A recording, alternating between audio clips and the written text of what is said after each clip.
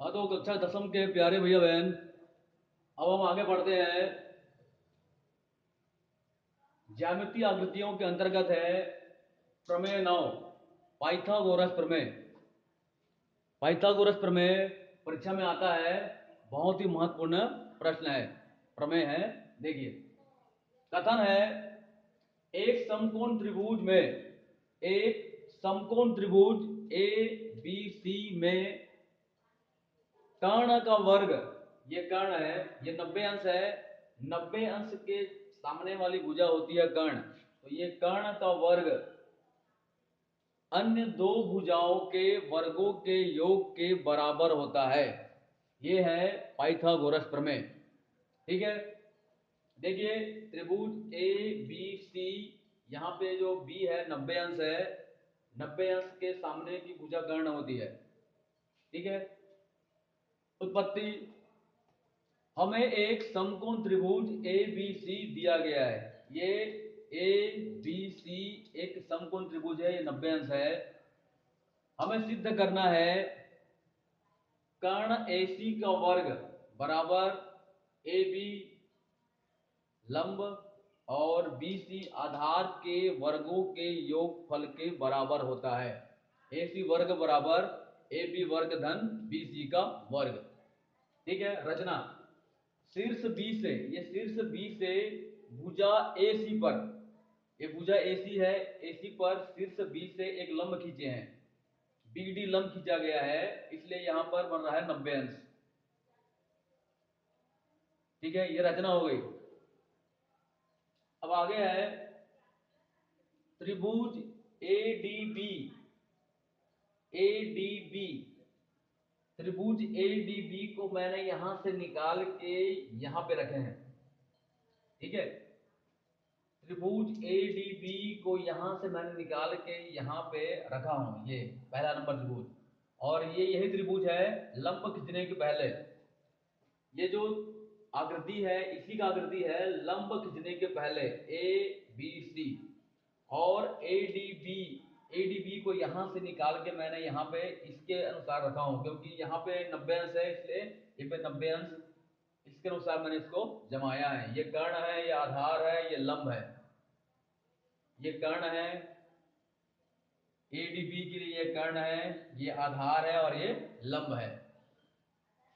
ठीक है, इसी प्रकार यहां से बीडीसी, ये बीडीसी को बाहर निकाल के यहां पे रखा हूं। इसी प्रकार बीडीसी को यहां पे बाहर निकाल के रखा हूं। तो यहाँ पे 90 अंश कर्ण, 90 अंश है, ये कर्ण है बीसी, ये आधार है डीसी और लंब है बीडी। ठीक है, तो देखते हैं त्रिभुज एडीबी, एडीबी और त्रिभुज एबीसी। तो ये त्रिभुज एबीसी है और ये एबीडी है, ये इसी का एक भाग है, इसको मैंने यहाँ पे निकाल के रखा हूँ, अलग से बनाया हूँ। और इसका 90 अंश डी है और इसका 90 अंश बी है। ठीक है, देखिए तो कोण A D B, A D B ये इसी का एक भाग है, बराबर कोण ए बी सी, क्योंकि डी में 90 अंश बन रहा है, डी में 90 अंश और बी में 90 अंश बन रहा है, इसलिए बी में 90 अंश।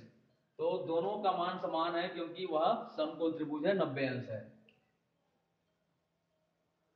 कोण ए और कोण ए, कोण ए दोनों समान है क्योंकि यह उभयनिष्ठ कोण है। ये जो आकृति है यही से निकाला गया है, इसलिए जितना अंश का कोण यहाँ बना है ए में, उतना ही अंश का कोण यहाँ पास भी बनेगा, इसलिए यह उभयनिष्ठ होगा, समान होगा, उभयनिष्ठ कोण। तो कोण कोण कोण कोण समरूपता प्रमेय से त्रिभुज ए डी बी समरूप है त्रिभुज ए बी सी। समरूप त्रिभुज के नियम से हम जानते हैं एडी, लंब एडी बटे इसका लंब ए बी, एडी बी का लंब A D, A D A B C का लंब ए बी बटे ए बी, बराबर इसका कर्ण ए बी, ए बी, इसका कर्ण ए सी, ए सी। तो ए डी बटे ए बी बराबर ए बी बटे ए सी, सीधे गुना हो जाएगा। तो ये हो जाएगा AD गुना AC बराबर AB का वर्ग। फिर ये गुना हुआ है, इसका गुना इससे हुआ है, इसका गुना इससे हुआ है, तो इस प्रकार त्रिज्या गुना होकर हमको प्राप्त हुआ है AD इंटू AC बराबर AB का वर्ग, समीकरण 1। ठीक है। अब इसी प्रकार BDC को मैंने यहां से निकाल के यहां पे रखा हूं, अलग से बनाया हूं। ठीक है। और ये यही त्रिभुज है ABC लंब खींचने के पहले। अब दोनों त्रिभुज में हम देखते हैं। इसी प्रकार त्रिभुज BDC, ये है BDC, इसको अलग से लिखा हूं BDC। और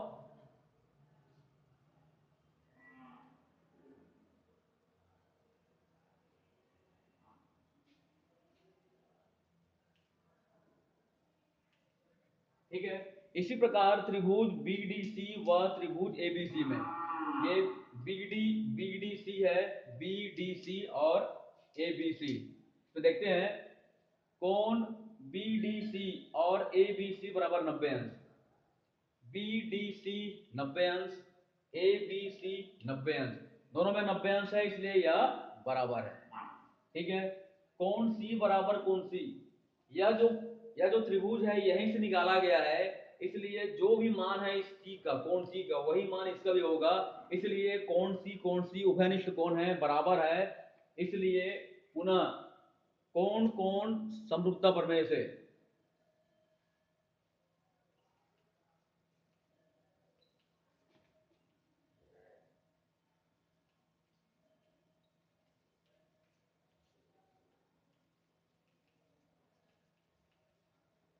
तो पुनः कोण कोण समरूपता प्रमेय से ये दोनों त्रिभुज आपस में समरूप है, ये समरूप है।